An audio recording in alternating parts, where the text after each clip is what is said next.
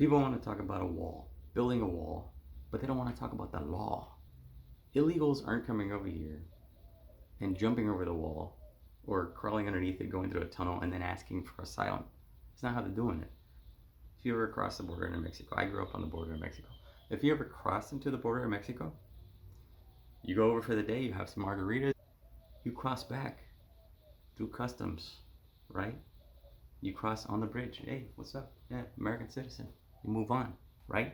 That's how they're coming. They're coming through that same line.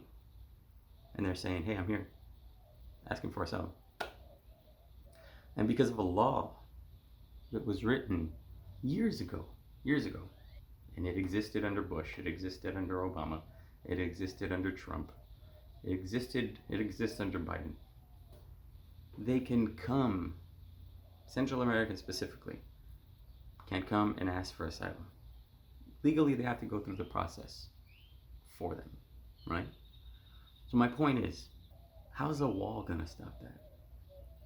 Shouldn't we have just changed the law? Trump had control of the Congress and the Senate, and he was writing executive orders like fucking hotcakes.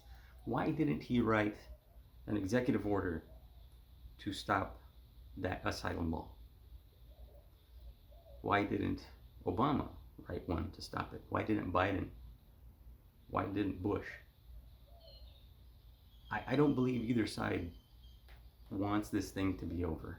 I think they want it to be a play on the big bad brown man. Ooh, look at the big bad brown man coming, bringing drugs and guns and stuff. You know what I'm saying? One of my grandfathers, one of them, came illegally from Mexico, right? And he set up shop in Edinburgh, Texas, and had 9 kids. And they were migrant workers. So my illegal Mexican grandfather would go work for these rich white farmers in Michigan.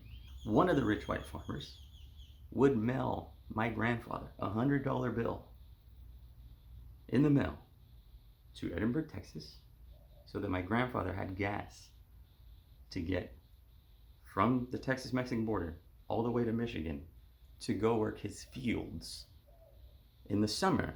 And the guy would give him a place to stay, and he'd pay him, feed him, all that stuff.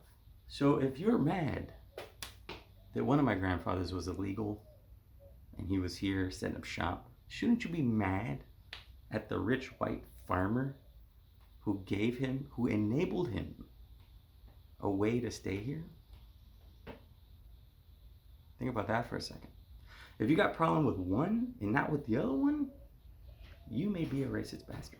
Before you go bashing me as an American living in America legally, okay, you won't refer to me as anything other than American, all right?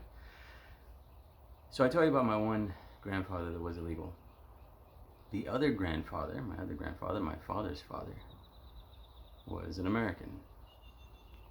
Full-blooded American, he'd been here a long time. His father, my great-grandfather, Nicholas, served in World War II in the Navy.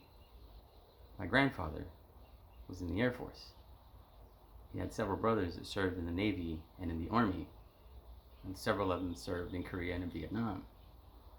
I served in the U.S. Coast Guard Reserves. And since I'm in the Coast Guard and I'm part of the Department of Homeland Security, I am all for border security. But I don't think a wall is going to correct the asylum issue. Like I said, they're not jumping over this wall. They're coming underneath it and say, hey, I'm here for asylum.